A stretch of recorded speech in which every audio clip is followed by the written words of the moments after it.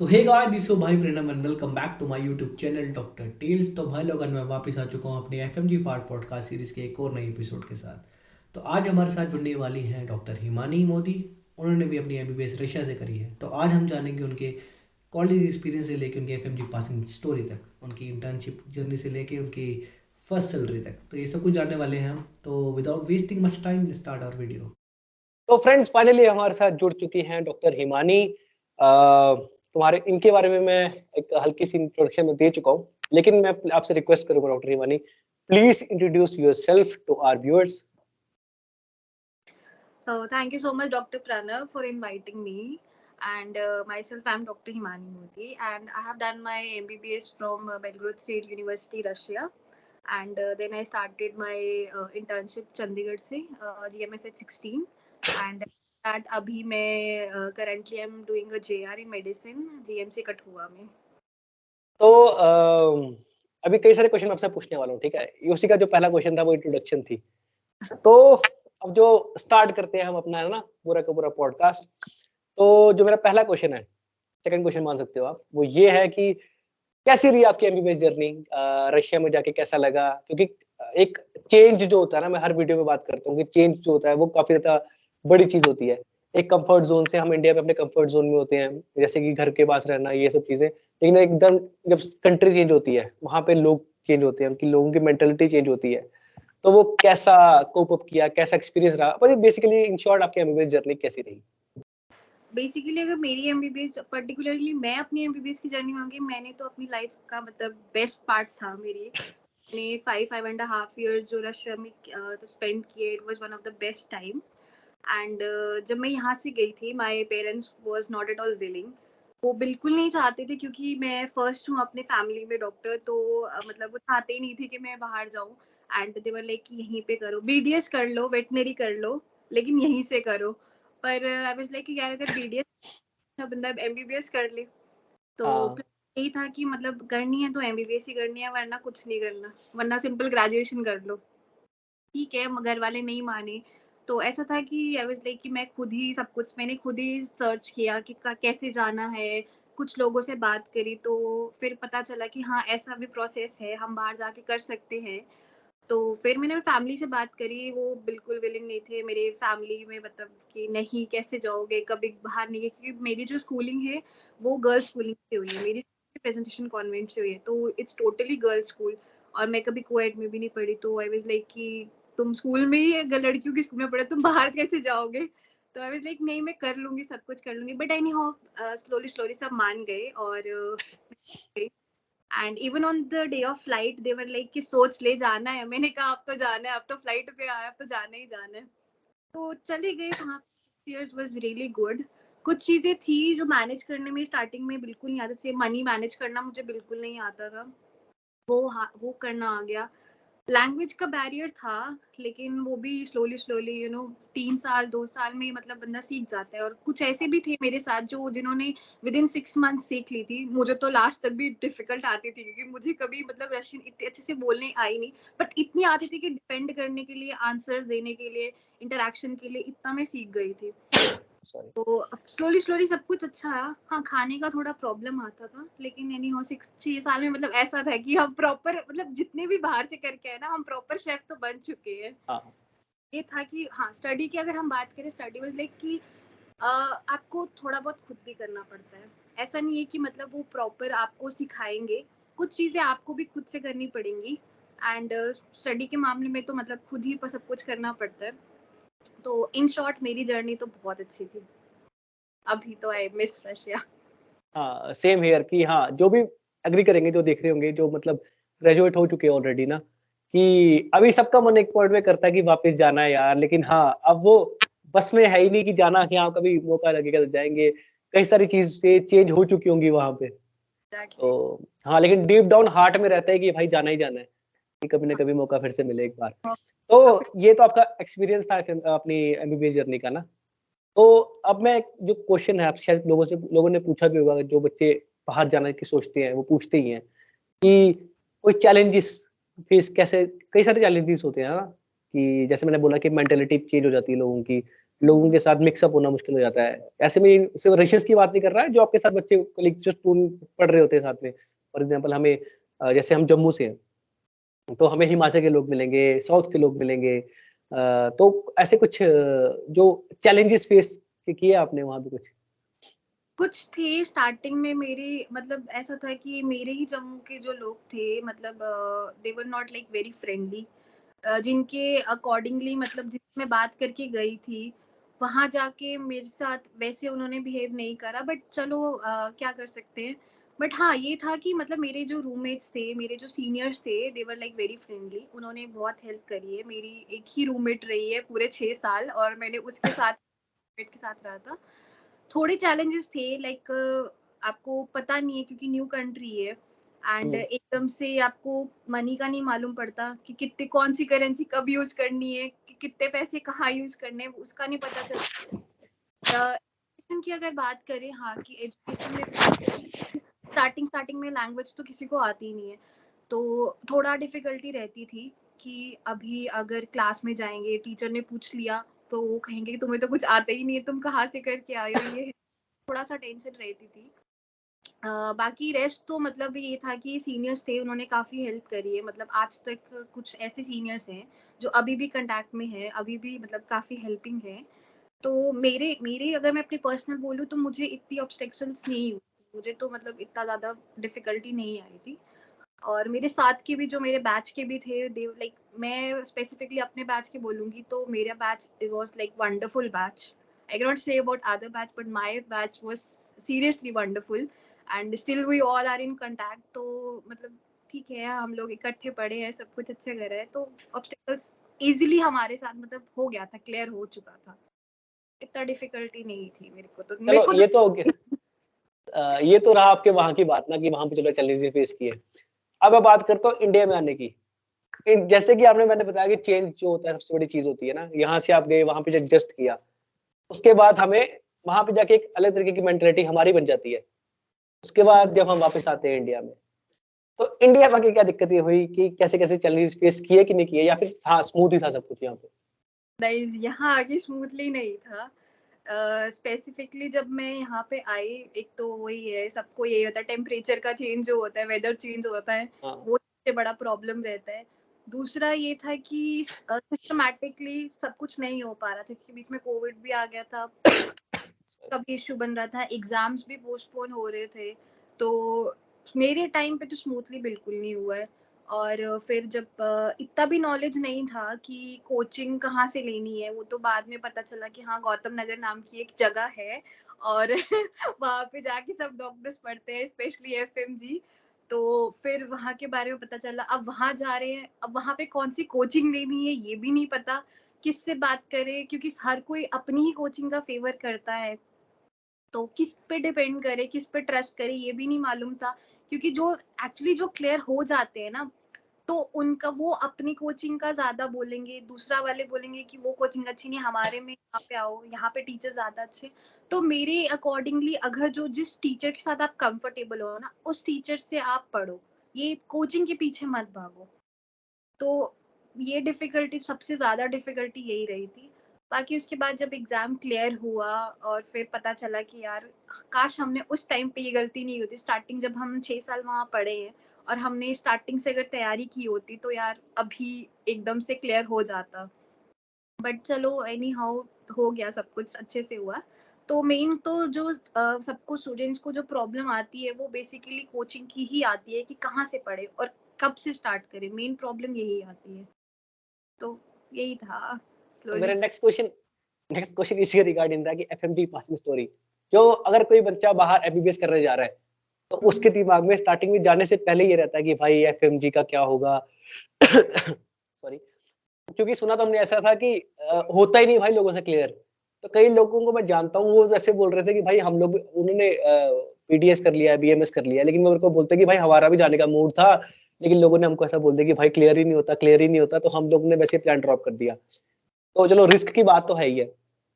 तो आपको कब लगा था पता है एफएमजी के बारे में? आपको पहले से पता था कि वहां जाके लगा था पता कि हाँ ये है? और कब से तैयारी स्टार्ट करी? और जब वापस आने के बाद कौन से सोर्सेज फॉलो किया आपने? और कैसे कितने मार्क्स आए? नहीं, एफएमजी के बारे में मालूम था, ये भी बहुत सुना था कि it's a very difficult exam, clear नहीं होता है, बच्चे एमबीबीएस करके आ जाते हैं, खज्जल हो जाते हैं और साल उनका पास नहीं होता है, ये भी सुना था। और बेसिकली पता ही नहीं था कि गौतम नगर नाम की भी जगह है, वहाँ पे बच्चे जाते हैं। और मैं बोलूँ तो मेरे साथ भी ऐसे बच्चे थे जो पढ़ते थे, मतलब 3rd 4th ईयर तक तो मुझे पता ही नहीं था कि वो भी वहाँ जा रहे हैं पढ़ने के लिए। तो हमें तो बाद में पता चला, मतलब मुझे तो बाद में चला कि ये होता है। और फिर प्रेप लैडर के बारे में भी पता चला। प्रेप लैडर का भी मुझे पता नहीं था, मुझे डॉक्टर मेंटर्स का पता था, पर प्रेप लैडर का मुझे आइडिया नहीं था। तो फिर जब पता चला कि यार ऐसा भी होता है, तो फिर मतलब मैंने जब यहाँ से वापस आई और जब घर पे मैंने स्पेसिफिकली घर पे पढ़ा, मतलब मैं बाहर, मतलब मेरे घर फैमिली दिल्ली जाने के लिए भी अलाउ नहीं कर रहे थे कि नहीं जाना, क्योंकि वो ये था कि अगर यहाँ से आप वहाँ गए हो वहाँ सेफ है, पर यहाँ सेफ नहीं है, तो वो उस चक्कर में उन्होंने मुझे वहाँ पे भी नहीं जाने दिया। तो मेरा फर्स्ट अटेम्प्ट नहीं हुआ। फिर जब मुझे पता चला कि गौतम नगर नाम की जगह भी है, तो अब तो मुझे जाने दो, क्योंकि अब इसके बगैर तो कुछ होगा नहीं। अगर नहीं होगा तो मैं डिग्री लेके क्या करूंगी, मतलब वही बात हो गई ना कि अगर आप डिग्री करके आपका एग्जाम क्लियर नहीं हुआ तो आप तो 12th पास ही हो यहाँ पे, उस डिग्री का कोई वैल्यू, मतलब वैल्यू ही नहीं है। तो फिर बहुत मनाने के बाद मैं गौतम नगर गई। फिर वहाँ पे मतलब स्टार्ट करा, इंटरेक्शन हुई बहुत बच्चों से जिनका पास हुआ है, उनसे पूछा कि भाई बताओ कहाँ से कैसे पढ़ना है। फिर उन्होंने बताया, स्टोरी बताया कि हाँ ऐसे ऐसे टीचर्स हैं, इनसे पढ़ो आप, आपका अच्छे से मतलब कंसेप्ट क्लियर हो जाएंगे। क्योंकि मैंने अपनी 6 साल में एफएमजी के बारे मतलब पढ़ा नहीं था, बी ऑनेस्ट मैंने कुछ नहीं पढ़ा था। और मैं जब यहाँ आई हूँ तो मुझे पता चला कि हाँ यार ऐसा पढ़ना है, मतलब ये नहीं है कि पूरा आपने 6 साल का पूरा रटना है, नहीं, बहुत स्पेसिफिक पढ़ना है, बहुत जो इम्पोर्टेंट है, हाई यील्ड है, वो ही पढ़ना है, तो आपका क्लियर होगा। अगर आप पूरा पढ़ने बैठ जाओगे तो आपका तो फिर होने से रहा क्लियर। तो बस स्पेसिफिक पढ़ना है। फिर पता चला कि भाई ऐसा भी होता है। हाँ वही बात है कि स्मार्ट वर्क करना है, हार्ड वर्क नहीं। एग्जैक्टली, हार्ड वर्क नहीं, हार्ड स्मार्ट। तो चलो हम हार्ड वर्क भी बोलेंगे, हार्ड वर्क भी है लेकिन स्मार्ट वर्क भी है साथ साथ में, क्योंकि एग्जाम क्लियर करना एक अलग आर्ट है। Exactly, no doubt. तो चलो जो सोर्सेज आपने फॉलो किए थे वो एक बार फिर से रिमाइंड करवा दीजिए प्लीज।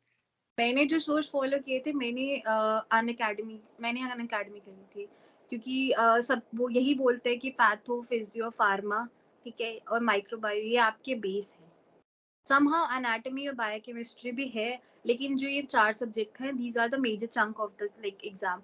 तो मेरे जो मैंने इन सब्जेक्ट्स के लिए ना मैंने बहुत ही लाइक मतलब बेस्ट टीचर्स से पढ़ा था। मैंने पैथो के लिए प्रीति शर्मा पढ़ी थी, माइक्रो के लिए भी मैंने प्रीति शर्मा मैम से पढ़ा था। लाइक ये तो मतलब she is like out of this world में, कि लाइक वर्ड्स कम है, इतना अच्छा वो पैथो माइक्रो पढ़ाती है।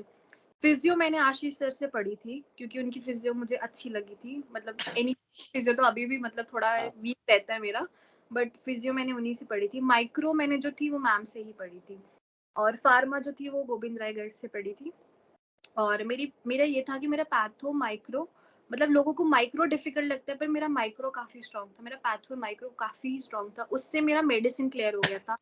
ये मेडिसिन हाँ एग्जाम दिया था तो मैंने मेडिसिन पढ़ी थी, मतलब मैंने मेडिसिन इनफैक्ट लाइक 10-20% पढ़ी होगी, क्योंकि मेरा मेजर तो उसी से क्लियर हो गया था।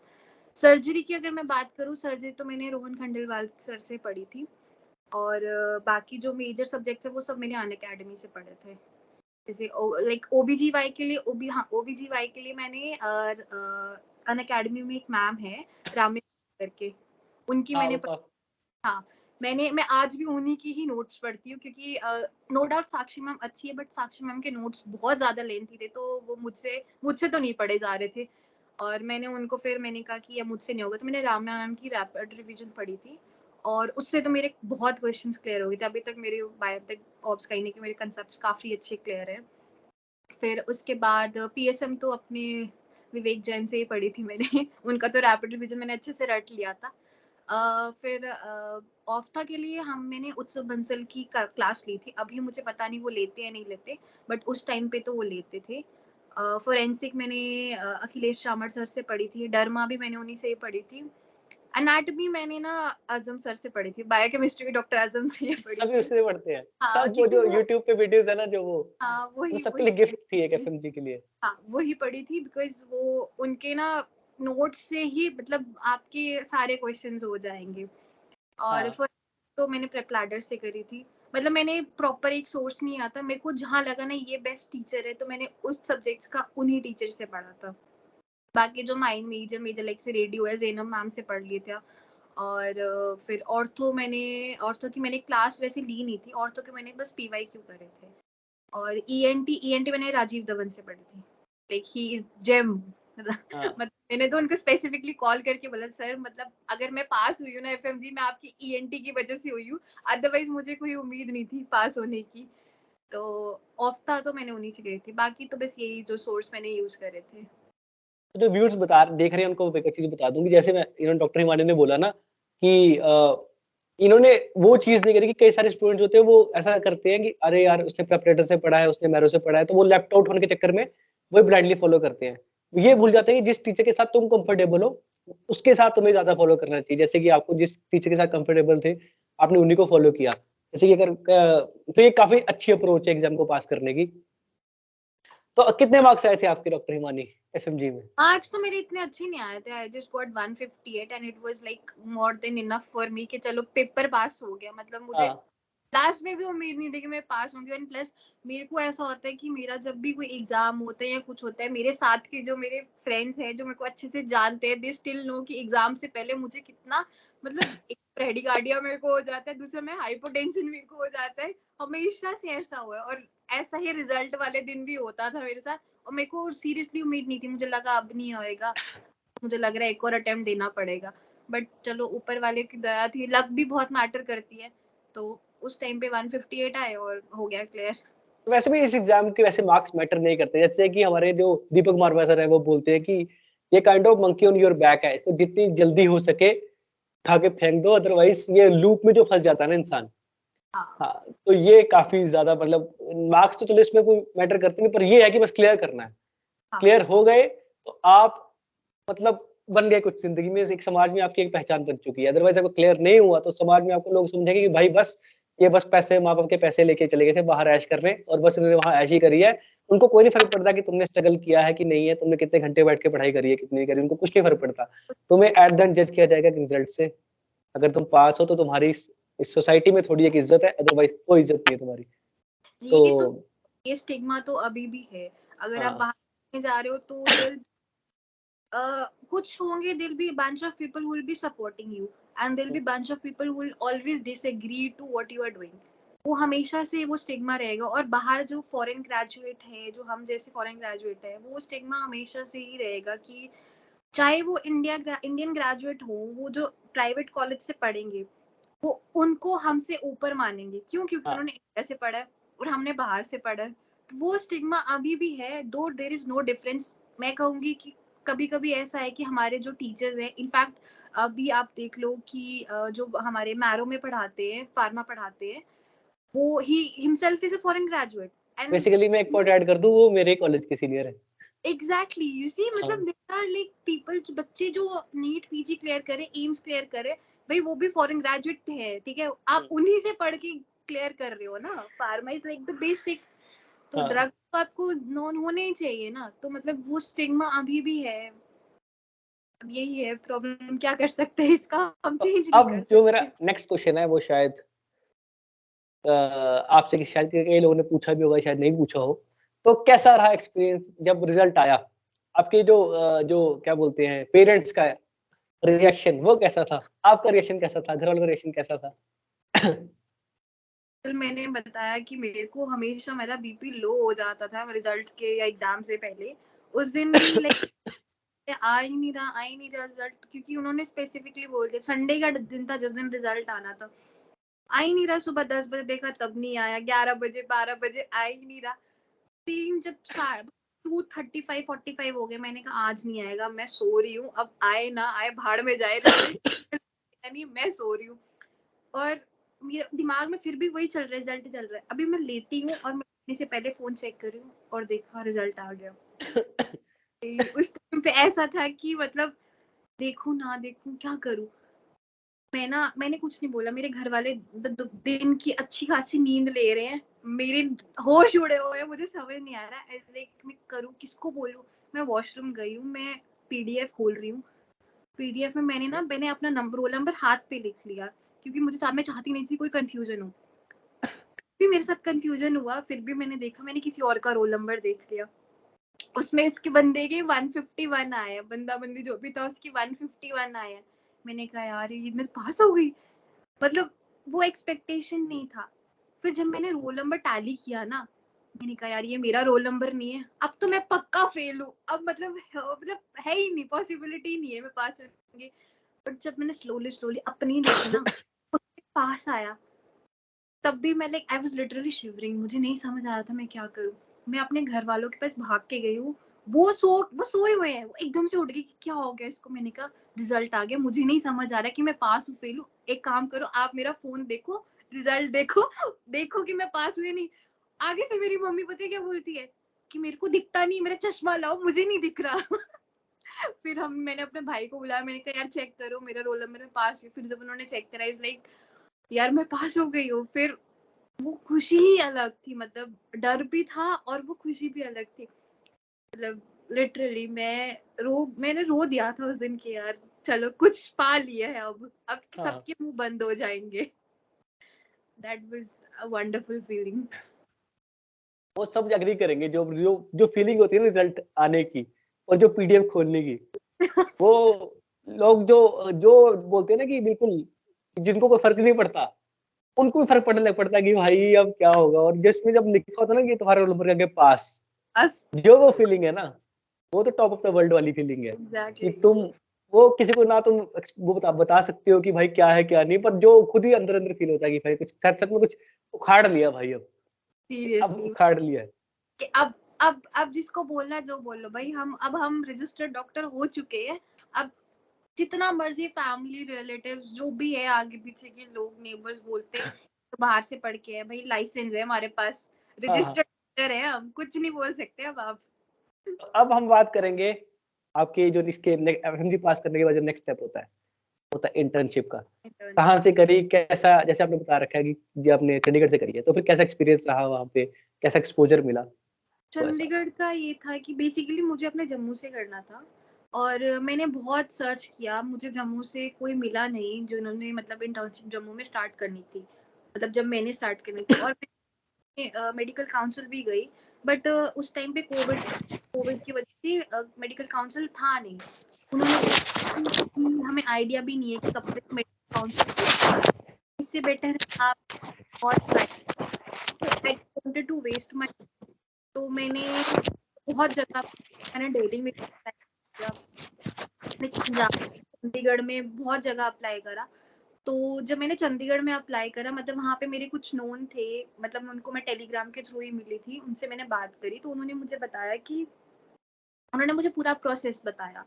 चंडीगढ़ में ऐसा था कि अभी आई एम नॉट श्योर कि वो मतलब उस हॉस्पिटल से इंटर्नशिप वैलिड है या नहीं है, बट जब मैंने करी थी तो वैलिड थी। मतलब अब तो न्यू रूल्स आ गए एनएमसी के, तो I think that hospital is not valid anymore. तो जब मैं उस हॉस्पिटल में गई, उसमें ऐसा था कि मुझे पहले उस हॉस्पिटल से एनओसी लेनी है, अप्लाई करना है एप्लीकेशन देके कि मुझे आपके स्टेम हॉस्पिटल में इंटर्नशिप करनी है, तो प्लीज अलाउ मी। और फिर मैंने एप्लीकेशन डाल दी। विद इन 15 डेज के बाद, मतलब रिजल्ट के विद इन 15 डेज के बाद मेरे को कॉल आती है ऑफिस से कि ऐसा आपका एनओसी अप्रूव हो गई है, आपको विद इन 5 डेज ज्वाइन करना है। मैं उसमें भी खुश, मैंने कहा यार तो बहुत लकी हूँ मैं, मतलब इतना इजी प्रोसेस है, इतना जल्दी जल्दी सब कुछ हो रहा है। एंड एक चीज मुझे थोड़ा सा वो हो गया था, क्योंकि मुझे एक्सपेक्टेड नहीं था कि चंडीगढ़ से पहले कॉल आएगा। मैंने डीएमसी भी भर दिया, क्योंकि वहां से हिंदू राव के भी मतलब स्टार्ट हो गई थी एप्लीकेशंस।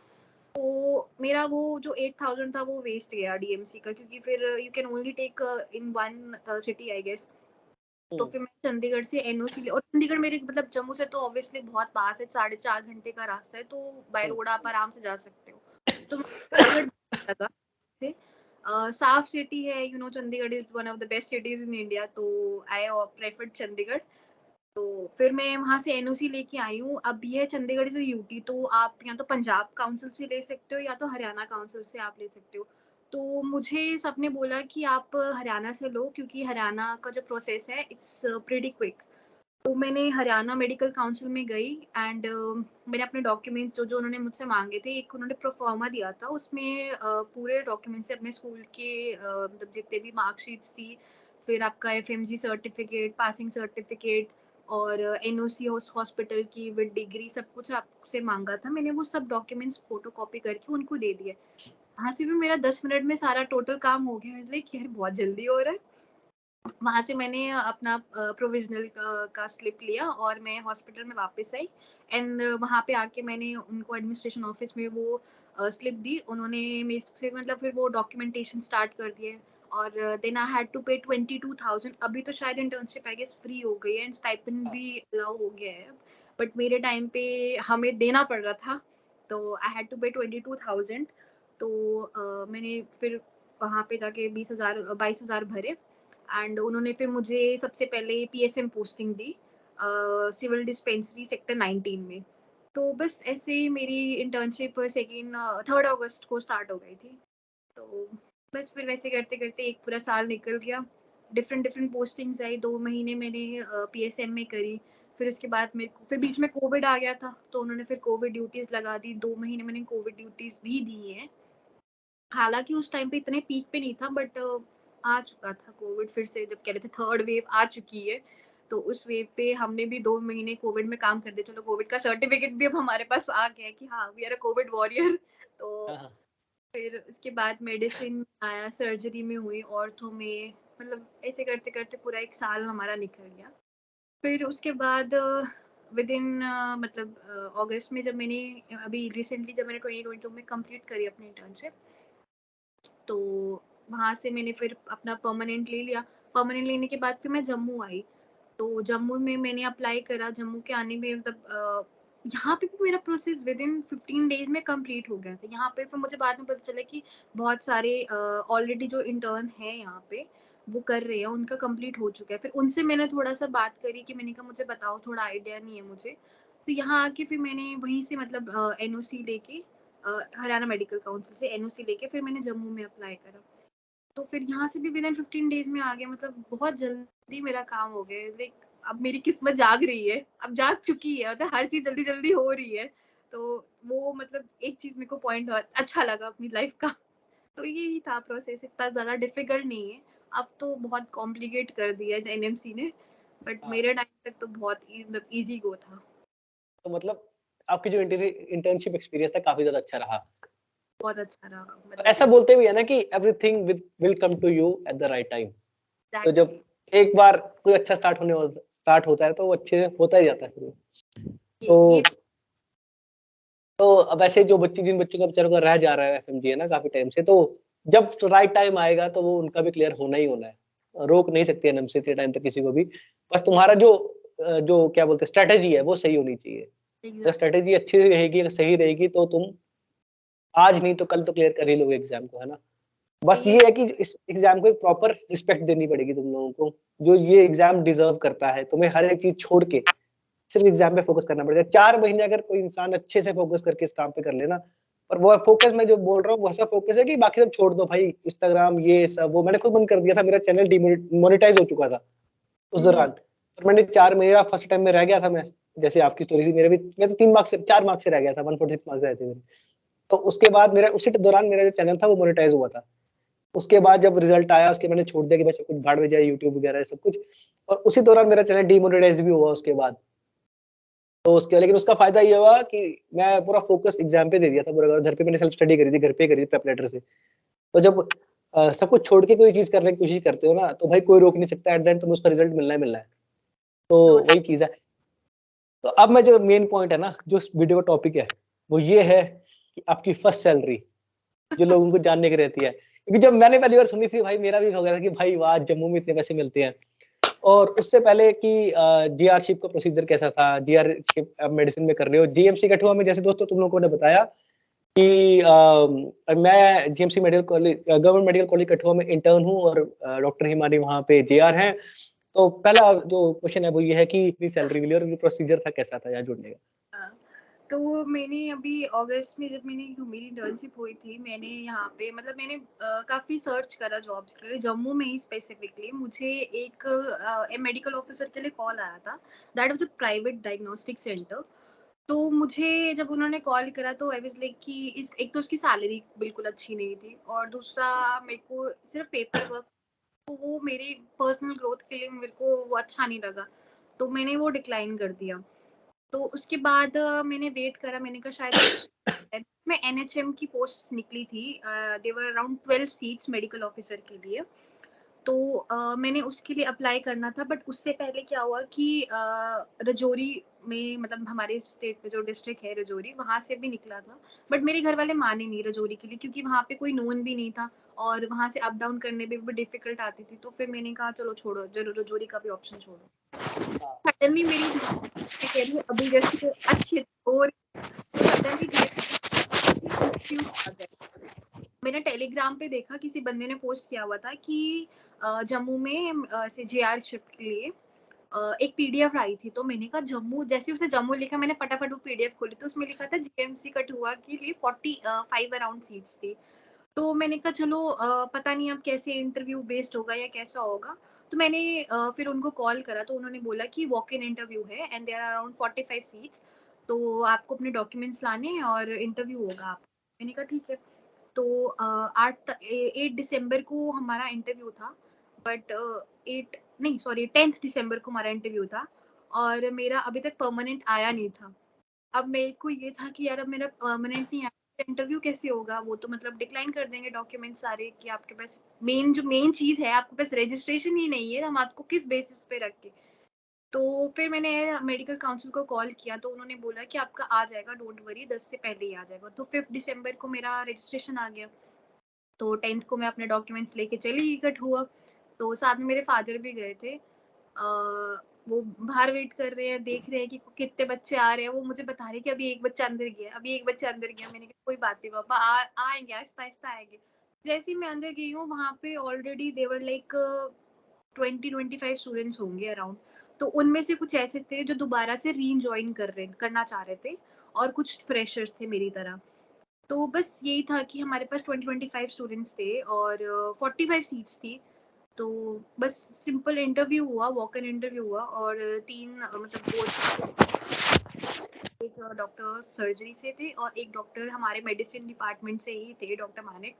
तो उन्होंने हमारा इंटरव्यू लिया था। तो उन्होंने मुझसे सबसे पहले तो ये पूछा कि आपका किस फील्ड में इंटरेस्ट है। तो आई वाज लाइक कि मुझे, क्योंकि मेरी लास्ट पोस्टिंग जो इंटर्नशिप में थी वो साइकेट्री में थी, तो मुझे साइकेट्री बहुत अच्छा लगा। ठीक है, क्योंकि मैंने काफी पेशेंट्स देखे थे साइकेट्री के। मुझे पूरी अपनी पोस्टिंग में इतना मजा नहीं आया जितना मुझे लास्ट के डिपार्टमेंट में था। तो आई वाज लाइक कि मुझे साइकेट्री लेनी है। तो उन्होंने साइकेट्री के बेस पे मुझसे कुछ क्वेश्चन पूछे, तो I was able to answer almost all.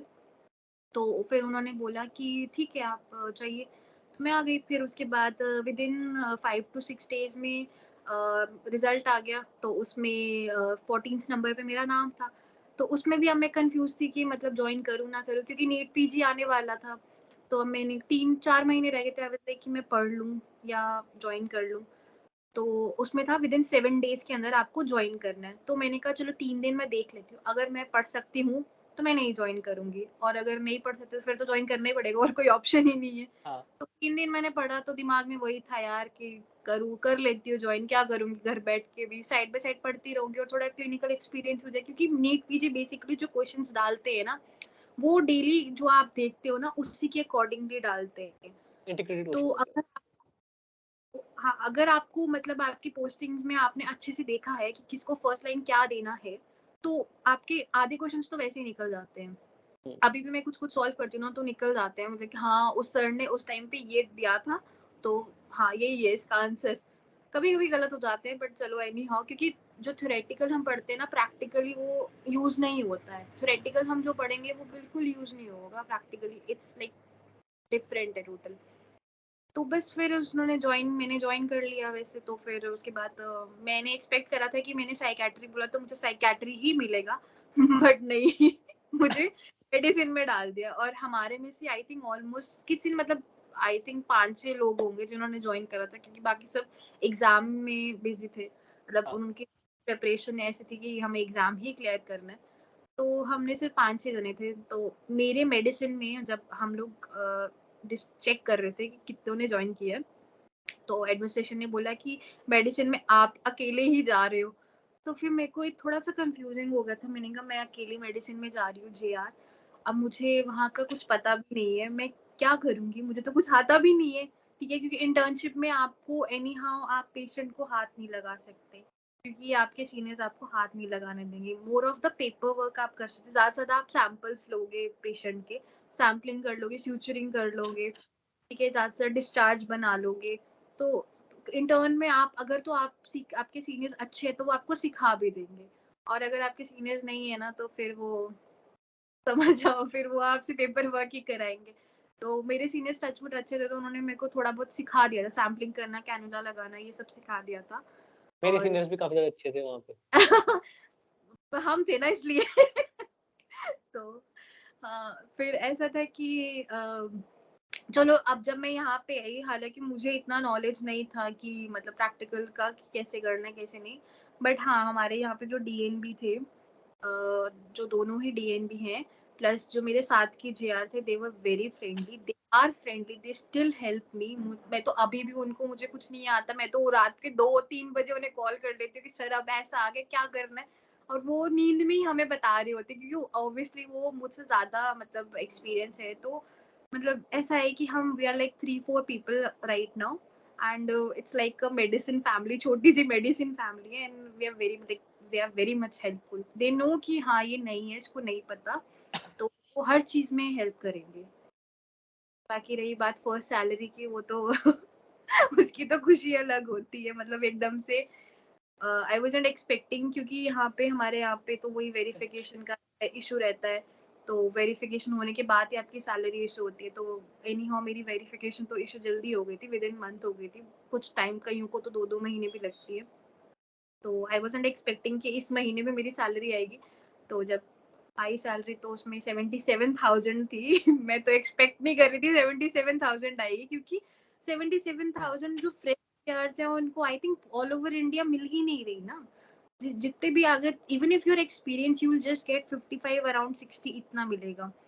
तो जम्मू में आपको 77 एज अ जेआर मिलना इज लाइक, तो आप तो बहुत अमीर हो क्योंकि जम्मू में तो काफी ज्यादा कर दो, क्योंकि व्यूअर्स को पता नहीं होगा, लेकिन जम्मू में जो जीआर की सैलरी है वो मैक्सिमम 30-35 तक होती है, लेकिन जीएमसी कठुआ वाले काइंड इनफ है देने के लिए। Exact kind enough, and I think हमारे पूरे जम्मू कश्मीर में यही डिस्ट्रिक्ट है जिसकी काफी ज्यादा सैलरी है जेआर के लिए।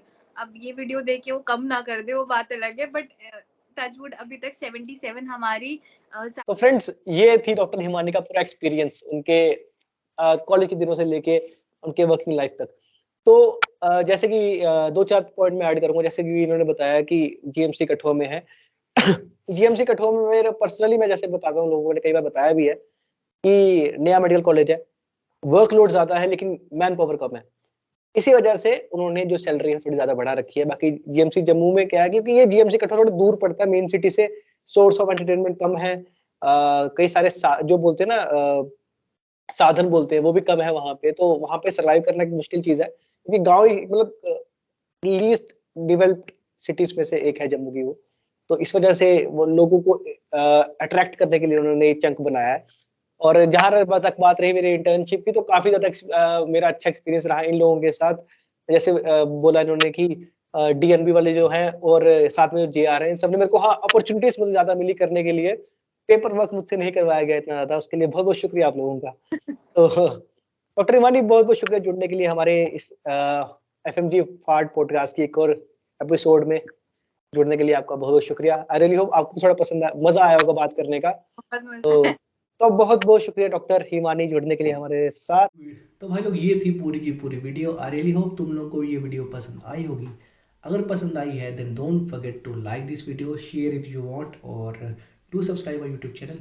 और साथ ही साथ तुम्हें यहाँ पे मेरा इंस्टाग्राम हैंडल दिख रहा होगा, go and follow me on Instagram also. तो बस अपना प्यार बनाए रखो, मिलेंगे अपनी अगली वीडियो में, तब तक के लिए गुड बाय, स्टे सेफ।